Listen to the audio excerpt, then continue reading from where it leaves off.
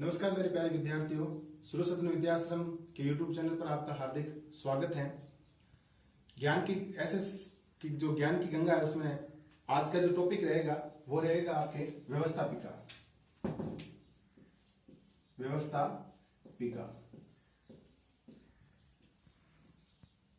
अगर मैं बात करूं व्यवस्थापिका की तो ये सरकार का प्रथम अंग होता है।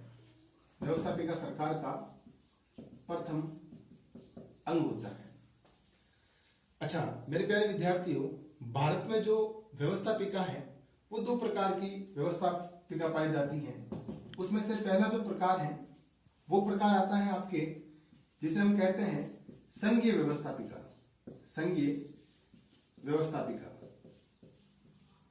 और जो दूसरा है उसे हम कहते हैं राज्य व्यवस्थापिका।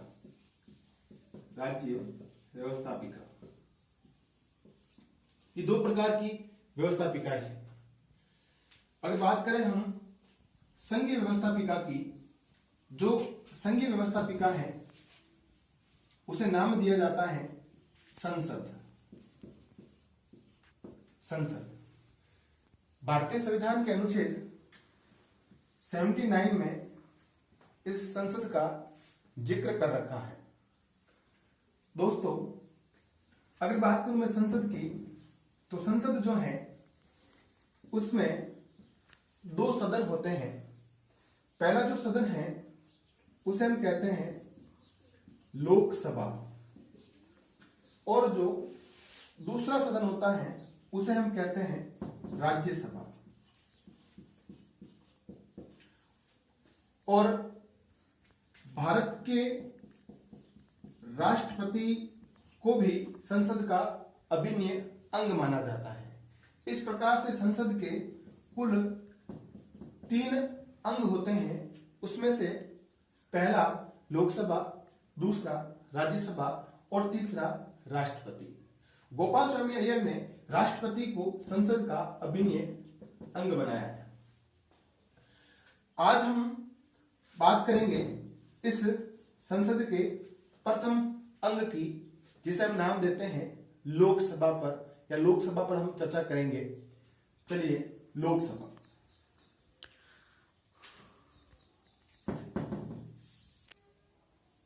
हम बात करते हैं लोकसभा की।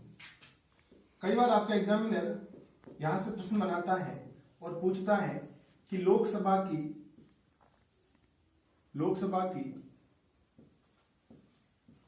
संरचना या संगठन को बताइए। देखिए अगर बात करें हम लोकसभा की तो भारतीय संविधान के अनुच्छेद 81 में इसका उल्लेख किया गया है। उसके साथ साथ में जो लोकसभा है इस लोकसभा को अलग अलग नाम से भी जाना जाता है। जैसे इसे निम्न सदन के नाम से भी जाना जाता है, इसे भावनाओं के सदन के नाम से भी जाना जाता है, इसे अस्थायी सदन के नाम से भी जाना जाता है। उसके साथ साथ में इसे लोकप्रिय सदन के नाम से भी जाना जाता है। इस प्रकार से इसके अलग अलग नाम हैं। आगे हम बात करें लोकसभा की तो देखिए 6 मई 1952 में इसका गठन किया गया था। हम बात करते हैं लोकसभा की रचना और संगठन की तो इसके अलग अलग जो टॉपिक हैं उनको हम पढ़ेंगे। चलिए उसमें से पहले की बात करते हैं। अगर हम बात करें लोकसभा की सदस्य संख्या की तो देखिए सदस्य संख्या कई बार ये पूछ लिया जाता है कि लोकसभा की सदस्य संख्या कितनी है। तो देखिए भारतीय संविधान जो है, मूल भारतीय संविधान जो है, उस मूल भारतीय संविधान में लोकसभा के सदस्य संख्या जो थी वो 500 निर्धारित की गई थी। लेकिन समय समय पर इस संख्या में बदलाव किया गया था। गोवा दमन द्वीप जो अधिनियम आया था, गोवा दमन दीव जो अधिनियम आया था 1987 में, उसके तहत ये कहा गया था कि लोकसभा की जो सदस्य संख्या है, अधिकतम सदस्य संख्या 552 निर्धारित की गई थी। तो ध्यान रखना कि गोवा दमन द्वीप अधिनियम 1987 के तहत लोकसभा की अधिकतम संख्या 552 निर्धारित की गई थी। अगर बात करें हम लोकसभा के सदस्य संख्या जो 552 है उनकी, तो देखिए मेरे प्यारे विद्यार्थियों, 530 जो सदस्य हैं लोकसभा के, वो सदस्य जो हैं वो राज्यों से चुने जाते हैं, राज्यों से चुने जाते हैं जनता द्वारा प्रत्यक्ष रूप से। उसके बाद में जो 20 सदस्य हैं लोकसभा के, 20 सदस्य हैं जो लोकसभा के, वो केंद्र शासित प्रदेशों से चुने जाते हैं। तो ये हो गए 550। 2 सदस्य जो हैं वो आप लोगों को हमने जब राष्ट्रपति की शक्तियां बताई थी तो उसमें हमने इस पर अध्ययन भी किया था और हमने बताया था कि जो 2 सदस्य हैं लोकसभा में वो राष्ट्रपति द्वारा मनोनीत किए जाते हैं। तो ध्यान रखना इस चीज का कि 2 सदस्य जो हैं वो राष्ट्रपति द्वारा मनोनीत किए जाते हैं। भारतीय संविधान के अनुच्छेद 331 के अनुसार 2 सदस्यीय अंगल भारतीय जो समुदाय के सदस्य हैं वो चुने जाते हैं। तो इस प्रकार से लोकसभा के टोटल जो सदस्य संख्या है, या मैं कहूं कुल सदस्य संख्या जो है वो 552 निर्धारित की गई थी। उसके साथ साथ में एग्जामिनर यहां से प्रश्न बनाता है और पूछ लेते हैं कि लोकसभा की सदस्य संख्या बताइए, तो आपको इस प्रकार से बताना पड़ेगा। और पूछ लेते हैं लोकसभा की संरचना और संगठन बताइए, तो आपको प्रत्येक जो बिंदु अध्ययन करेंगे हम वो सारे आपको बताने पड़ेंगे। आगे हम पढ़ते हैं। हम बात कर रहे थे तीसरे टॉपिक की। देखिए, अगर मैं लोकसभा के आगे की बात करें हम, तो हम बात करेंगे निर्वाचन की। अगर लोकसभा के सदस्यों के हम निर्वाचन की बात करें तो देखिए, लोकसभा के सदस्यों का निर्वाचन जो है वो प्रत्यक्ष रूप से किया जाता है। अर्थात मैं ये कह सकता हूं कि भारत में जो निर्वाचन पद्धति है वो 2 प्रकार की है, एक प्रत्यक्ष रूप से और दूसरी अप्रत्यक्ष रूप से।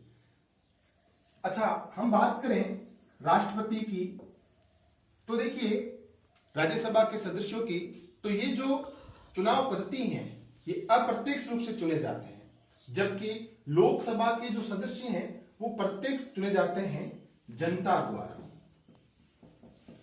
भारतीय संविधान के अनुच्छेद 326 के अनुसार वयस्क मताधिकार के द्वारा इनका चुनाव किया जाता है।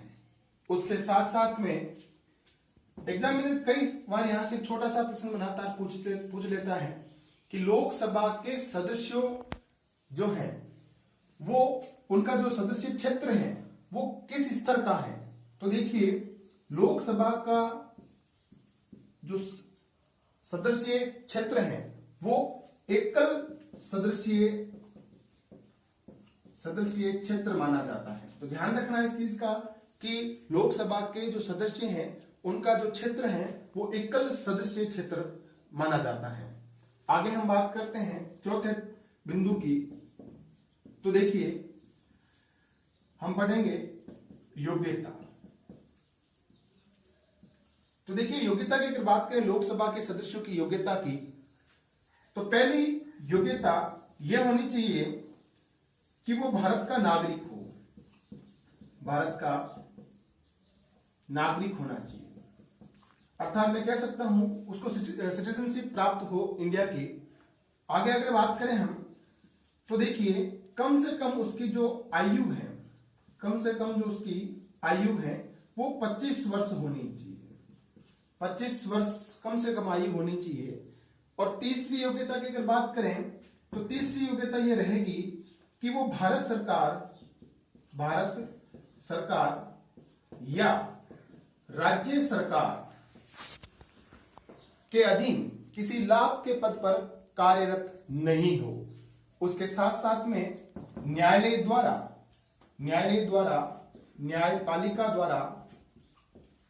पालिका द्वारा उसे पागल या दिवालिया नहीं ठहराया गया हो। उसके साथ साथ में निर्वाचन आयोग द्वारा जो भी निर्धारित योग्यताएं हैं उनको वो पूरी करता हो। अगर लोकसभा का जो सदस्य है अगर उनमें से कोई योग्यता उसके पास नहीं है तो उसका नामांकन रद्द कर दिया जाएगा। और हमने ये भी तय किया था कि अगर किसी सदस्य की योग्यता पर प्रश्न खड़ा होता है तो उसका जो आधार है या कह सकता हूं कि प्रश्न चिन्ह अगर खड़ा हो जाता है उसका सॉल्यूशन जो है वो कौन करता है, उसके बारे में हमने जब राष्ट्रपति पढ़ा था उसमें बताया था मैंने आपको। आगे हम बात करते हैं तो देखिए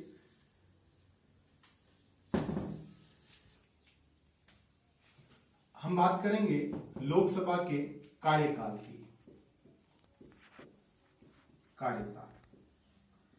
अगर बात करें लोकसभा के कार्यकाल की तो मेरे प्यारे विद्यार्थियों लोकसभा का जो कार्यकाल है वो 5 वर्ष निर्धारित किया गया है। हालांकि ये प्रश्न पर निर्भर करता है कि वो किस प्रकार से पूछा गया है।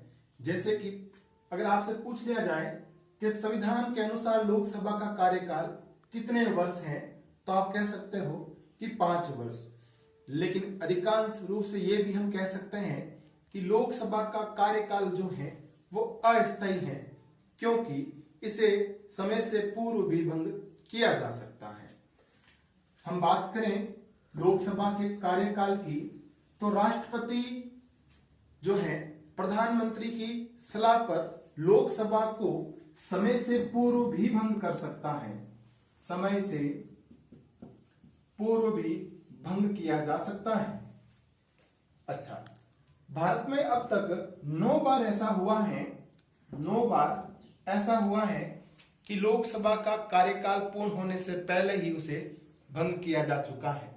उसके साथ साथ में आपको याद होगा कि 42वें संविधान संशोधन 1976 में लोकसभा का जो कार्यकाल था इस कार्यकाल को 5 वर्ष से बढ़ाकर 6 वर्ष किया गया था।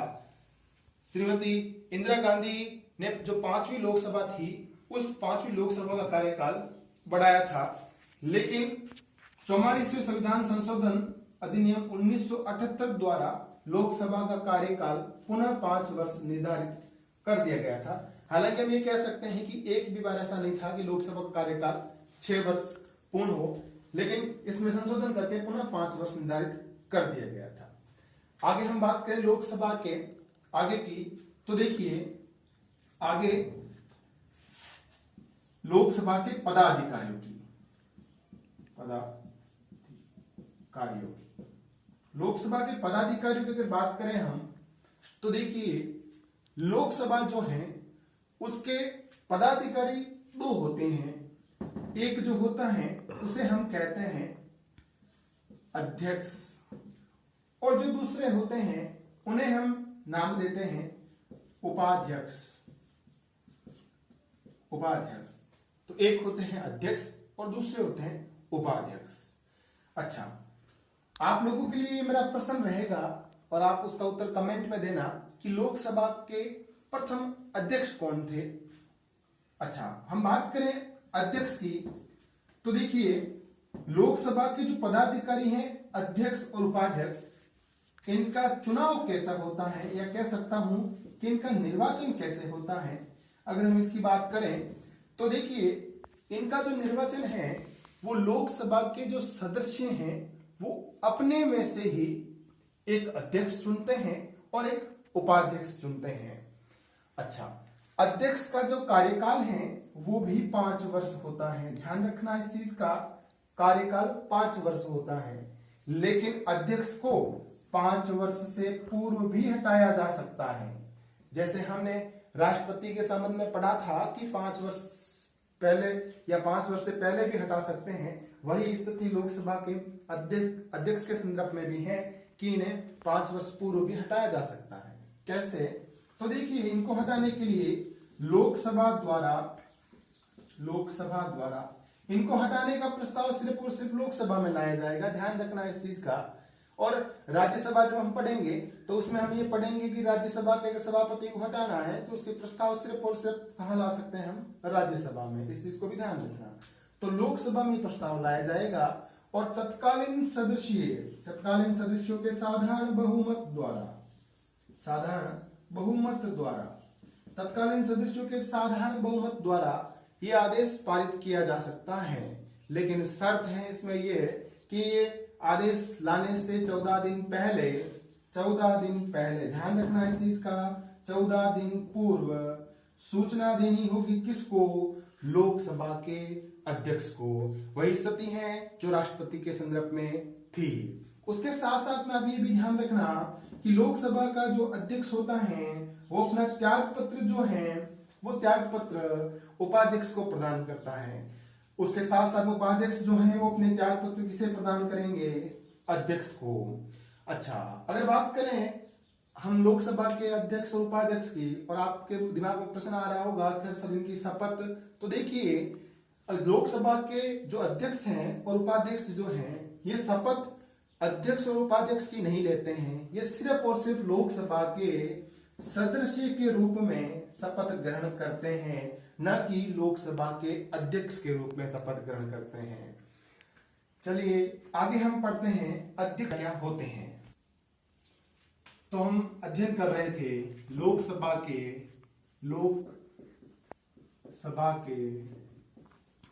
अध्यक्ष के कार्य।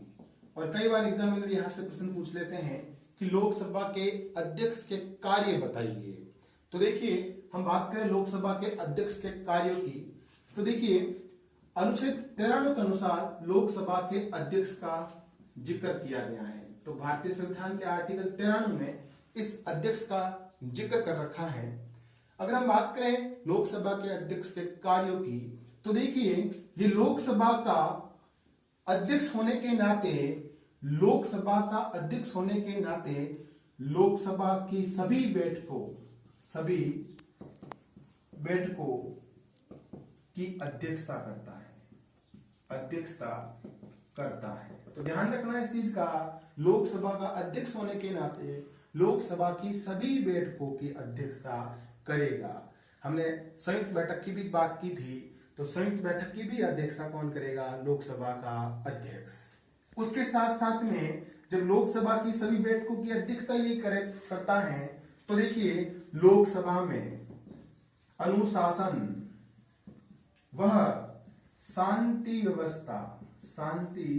व्यवस्था बनाए रखने की जो जिम्मेदारी है वो भी लोकसभा के अध्यक्ष के पास में होती है।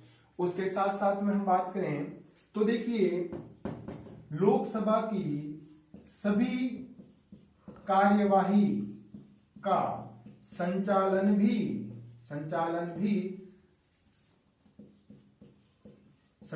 भी इसी के द्वारा संपन्न होता है। अर्थात लोकसभा की सभी बैठकों की जो संचालन है या कार्यविधि है लोकसभा की, वो भी तय किसके द्वारा की जाती है, लोकसभा के अध्यक्ष के द्वारा।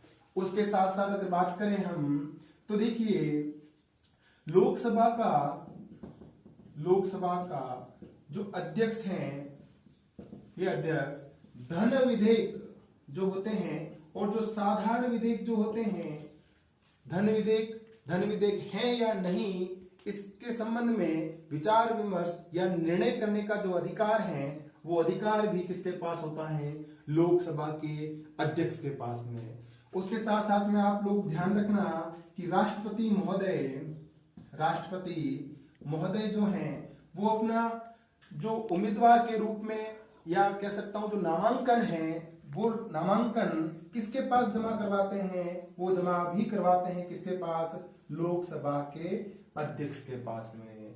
उसके साथ साथ अगर हम बात करें लोकसभा के अध्यक्ष की, तो देखिए प्यारे विद्यार्थियों, अनुच्छेद 101 के अनुसार लोकसभा का जो अध्यक्ष होता है यह निर्णायक मत भी दे सकता है।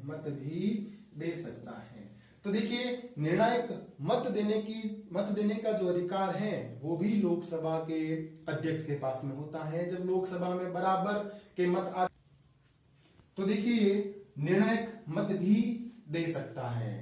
आगे की अगर हम बात करें लोकसभा के अध्यक्ष के संदर्भ में तो देखिए लोकसभा का जो महासचिव होता है, लोकसभा का जो महासचिव होते हैं, उन महासचिव की जो नियुक्ति है, महासचिव को नियुक्त भी कौन करते हैं? लोकसभा के अध्यक्ष।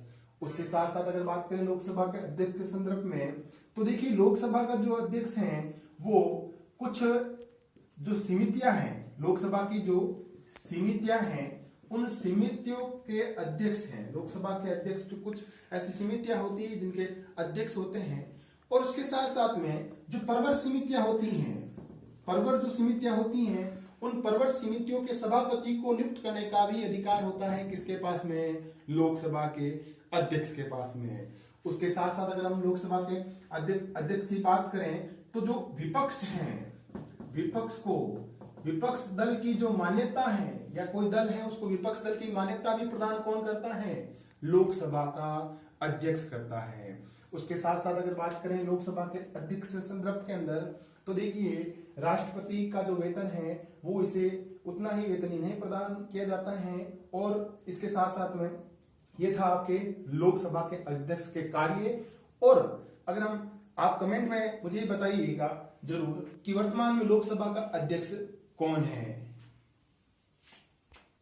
आगे अगर हम बात करें तो देखिए लोकसभा के जो सदस्य हैं इनकी जो सदस्यता है उसको कैसे भंग किया जा सकता है। तो देखिए लोकसभा के सदस्य जो है उनकी सदस्यता को भंग करने का अगर बात करें, हम करने की बात करें तो देखिए अगर लोकसभा भंग हो जाती है तो उनकी सदस्यता अपने आप भंग हो जाएगी, पहली चीज तो। दूसरी चीज, अगर कोई सदस्य अपनी सदस्यता छोड़ना ही चाहता है, त्यागना ही चाहता है, हालांकि ऐसा होता नहीं है लेकिन फिर भी अगर बात करें हम तो देखिए लोकसभा के अध्यक्ष को अपना इस्तीफा देकर वो लोकसभा की सदस्यता भंग कर सकता है। उसके साथ साथ में अगर 60 दिन लोकसभा की कार्रवाई में बिना बताए, बिना सूचना किए हुए लोकसभा अध्यक्ष को अनुपस्थित रहता है तो उसकी सदस्यता भंग की जा सकती है। उसके साथ साथ अगर बात करें हम तो तीसरी चीज की बात करें तो निर्वाचन आयोग द्वारा जो निर्धारित शर्तें हैं अगर उनको पूरी नहीं करता है तो भी उसे पद से हटाया जा सकता है। उसके साथ साथ अगर चौथे की बात करें तो देखिए अगर वह 2 सदनों का सदस्य बन जाता है तो उसे 1 सदन की सदस्यता त्यागनी पड़ेगी।